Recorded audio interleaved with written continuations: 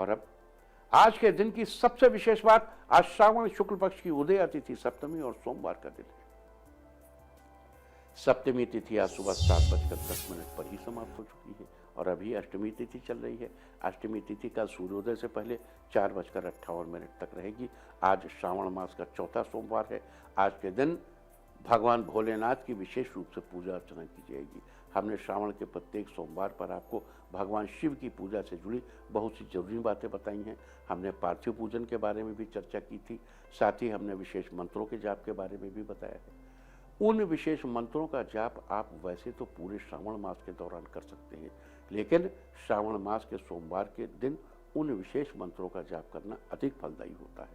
साथ ही आज दुर्गा अष्टमी व्रत भी है। आप लोगों को आप जानते हैं कि हर महीने के शुक्ल पक्ष की अष्टमी तिथि को दुर्गा अष्टमी का व्रत किया जाता है। इस दिन माँ दुर्गा की उपासना की जाती है। तो ये थी चर्चा आज श्रावण मास के चौथे सोमवार और श्री दुर्गाष्टमी व्रत की। और अब बात करते हैं आज के दिन पड़ने वाले योग और नक्षत्र की। आज रात 8:49 तक साध्य योग रहेगा। इस योग में कोई भी कार्य सीखने या करने से पूर्ण रूप से सफलता मिलती है। साथ ही आज दोपहर पहले 11:04 तक चित्रा नक्षत्र रहेगा। वनस्पतियों में इसका संबंध बेल के पेड़ से है। और अब बात करेंगे श्रावण सोमवार और दुर्गा अष्टमी के दिन किए जाने वाले विभिन्न उपायों की। अगर आप एक डॉक्टर हैं या सर्जन हैं तो अपने काम की बेहतरी सुनिश्चित करने के लिए आज श्रावण सोमवार के दिन आपको सूत का एक धागा लेकर बेल के पेड़ पर 7 बार लपेटना चाहिए और उसके बाद हाथ जोड़कर प्रणाम करना चाहिए। आज के दिन ऐसा करने से आपके काम की बेहतरी सुनिश्चित होगी, आप सुरक्षित रहेंगे। आप अगर जो भी हेल्थ वर्कर्स हैं सब इसको कर सकते हैं, सबको फायदा होगा। अगर बेल का पेड़ ना मिले, बेल के फल को ही लपेट दीजिए और वो भी ना मिले तो मन से कीजिए, भाव से कीजिए। लेकिन जितने स्वास्थ्य कर्मी अभी कोरोना से लड़ रहे हैं उनके लिए बड़ा महत्वपूर्ण उपाय है, आज उन्हें जरूर करना चाहिए। अगर आपको अपने हर काम में बाधा ही बाधा नजर आ रही है और उससे बाहर निकलने की राह नहीं मिल रही है तो आज श्रावण सोमवार के दिन किसी मंदिर या धार्मिक स्थल पर कुछ दान करें। आज के दिन ऐसा करने से आपको जल्दी बाधाओं से बाहर निकलने की कोई राह मिलेगी और आपके काम बनने लगेंगे। अगर पिता के साथ आपके वैचारिक मतभेद बने रहते हैं, हमारी जनरेशन गैप, और अक्सर छोटी छोटी बातों पर उनके साथ विवाद की स्थिति बन जाती है तो आज के दिन पक्षियों को बाजरा खिलाइए। साथ ही पक्षियों के लिए एक मिट्टी के बर्तन में पानी भरकर भी रखिए। आज के दिन ऐसा करने से पिता के साथ आपके वैचारिक मतभेद समाप्त होंगे और बेहतर संबंध बनेंगे। देखो एक बात आपको बता दूं, जैसे आप शहरों में देखते हो लोग होलसेल में बाजरा यूं डाल देते हैं, झुओं कबूतर वहां आ जाते हैं। नो नो नो, याद रखिए कबूतरों को दाना देने से आपको कोई फायदा नहीं मिलेगा, उल्टे नुकसान होगा। आपको दाना चिड़ियों को देना। यहां जब परिंदे कह दिए ना, परिंदे में सबसे पहले कबूतर ही मिलते। आप चिड़ियां ढूंढिए, उनका संरक्षण कीजिए। चलिए आगे चलते हैं। अपने घर के सदस्यों की खुशहाली के लिए, उनकी तरक्की के लिए आज श्रावण सोमवार के दिन स्नान आदि के बाद शिव मंदिर जाकर सबसे पहले शिवलिंग पर शुद्ध जल चढ़ाएं और धूप दीप आदि से भगवान की पूजा करें। शाम के समय फिर से संभव हो तो स्नान करके साफ कपड़े पहनकर शिव मंदिर जाएं। अगर दोबारा स्नान नहीं कर सकते तो केवल हाथ पैर धोकर साफ सुथरे कपड़े पहनकर मंदिर में जाइए। वहां जाकर ठीक सुबह की तरह धूप दीप आदि से भगवान शंकर की पूजा करें। अगर दोनों समय पूजा करना आपके लिए संभव नहीं है तो केवल शाम के समय शिव पूजा करें और सुबह घर पर ही भगवान का आशीर्वाद ले लें। आज के दिन ऐसा करने से आपके परिवार की खुशहाली हमेशा बनी रहेगी। अगर आपको या आपके परिवार के किसी भी सदस्य को कोई पुरानी स्वास्थ्य संबंधी बीमारी है और आप उससे जल्द ही से जल्द छुटकारा पाना चाहते हैं तो आज के दिन शाम के समय घर की किसी एकांत जगह पर आसन बिछाकर बैठ जाएं और महामृत्युंजय मंत्र का 108 बार जप करें। मंत्र है ओम त्र्यंबकम यजामहे सुगंधिम पुष्टिवर्धनम उर्वारुकमेव बंधनान मृत्युर्मुक्षीयमामृतात्। मंत्र जप करते समय इस बात का ख्याल रखें कि आपके सामने न कोई आए और न कोई आपके सामने से कोई क्रॉस न करे और जप के बाद सबसे पहले भगवान शिव के दर्शन कीजिए। आज के दिन ऐसा करने से आपको या परिवार में किसी को भी स्वास्थ्य संबंधी समस्या है तो उससे छुटकारा मिलेगा।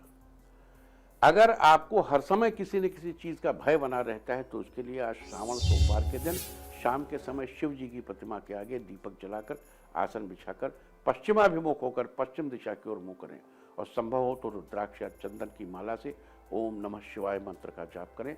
अगर आपके पास रुद्राक्ष या चंदन की माला उपलब्ध नहीं है तो करमाला पर हाथ में गिन ले 108 बार मंत्र का जाप कर लीजिए। आज के दिन ऐसा करने से आपको कभी किसी चीज़ का भय नहीं सताएगा और स्वयं के अंदर एक बहुत अच्छी एनर्जी आप फील करेंगे। अगर आपकी सेहत में लगातार फ्लक्चुएशंस होते रहते हैं जिसके चलते आप अपने काम को समय पर नहीं निपटा पाते, तो आज दुर्गा अष्टमी के दिन आपको सुबह स्नान आदि के बाद माँ दुर्गा की विधि पूर्वक पूजा करनी चाहिए और कपूर से उनकी आरती करनी चाहिए। आज के दिन ऐसा करने से आपको अपनी सेहत में लगातार हो रहे उतार चढ़ाव से छुटकारा मिलेगा और आप अपने कामों को समय पर पूरा कर पाएंगे। अगर आप अपने बच्चों के करियर को बेहतर गति देना चाहते हैं, आप चाहते हैं कि आपके बच्चे खूब तरक्की करें, और आज के दिन आपको देवी दुर्गा के इस खास मंत्र का जप करिए, आनंद मंगल हो जाएगा। मंत्र है या देवी सर्वभूतेषु विद्यारूपेण संस्थिता नमस्तस्यै नमस्तस्यै नमस्तस्यै नमो नमः। आज के दिन आपको इस मंत्र का 11 बार जप करना चाहिए और जप के बाद देवी माँ के आगे घी का दीपक जलाना चाहिए। आज के दिन ऐसा करने से आपके बच्चों के करियर को बेहतर गति मिलेगी और उनकी तरक्की सुनिश्चित होगी। अगर आपको किसी चीज़ का भय बना रहता है या आपको कोई नया काम शुरू करने से डर लगता है, तो अपने भय पर, अपने डर पर काबू पाने के लिए आज के दिन आपको देवी दुर्गा के मंत्र का जाप करना चाहिए। मंत्र इस तरह है, जयत्वम देवी चामुंडे जय भूतार्तिहारिणी जय सर्वगते देवी कालरात्रि नमोस्तुते। आज के दिन आपको इस मंत्र का 2 बार जप करना चाहिए और जप के बाद मंदिर की घंटी बजानी चाहिए। घंटा सर्ववाद्यमय माना जाता है, बहुत आनंद होता है। आज के दिन ऐसा करने से आप जल्द ही अपने भय पर काबू पा लेंगे। अगर आप कोई नई चीज़ सीखना चाहते हैं और आपको आर्थिक रूप से उसमें कोई परेशानियां नजर आ रही है, तो आज श्रावण के आखिरी सोमवार के दिन आपको शिव जी के इस मंत्र का जाप करना चाहिए। मंत्र इस तरह है, नमामि शमीशान निर्वाण रूपम विभुम। इन पंक्तियों का ये स्तुति अद्भुत है। नमामि शमीशान निर्वाण रूपम विभुम व्यापकम ब्रह्म वेद स्वरूपम। इन पंक्तियों के जाप के साथ आपको भगवान शिव को पुष्पांजलि अर्पित करनी चाहिए। आज के दिन ऐसा करने से आप नई चीज़ों को सीखने में सफल होंगे और आपकी आर्थिक परेशानी भी दूर होगी। अगर आप किसी से प्यार करते हैं, अब देखिए यहाँ थोड़ा सा डायमेंशन बदल गया। अगर आप किसी से प्यार करते हैं और उसी से शादी करना चाहते हैं, तो श्रावण सोमवार के दिन आपको शिव जी के इस मंत्र का जाप जरूर करना चाहिए। मंत्र क्या है? स्तुति है। निजम निर्गुणम निर्विकल्पम निरीहम चिदाकाशम आकाश वासम भजेहम। इस स्तुति के साथ ही आपको शिवलिंग पर दही से अभिषेक करना चाहिए। दही शुक्र को रिलेट करता है और शुक्र ऐश्वर्य को रिलेट करता है, प्रेम को रिलेट करता है। आज के दिन ऐसा करने से आपका प्यार जल्द ही आपका जीवन साथी बन जाएगा। अगर आप अपनी जिंदगी को खुशहाल बनाना चाहते हैं, अगला उपाय चलिए। अगर आप जिंदगी को खुशहाल बनाना चाहते हैं तो आज के दिन, श्रावण के सोमवार के दिन, आपको भगवान शंकर के अघोर मंत्र का जाप करना चाहिए। अघोर मंत्र है, ओम अघोरेभ्यो अथ घोरेभ्यो घोर घोरतरेभ्यः सर्वेभ्यो सर्व सर्वेभ्यो नमस्ते अस्तु रुद्र रूपेभ्यः। इस अघोर मंत्र के साथ ही आज के दिन आपको शिवलिंग पर जल में पुष्प डालकर चढ़ाने चाहिए। आज के दिन ऐसा करने से आपकी जिंदगी खुशहाल बनी रहेगी।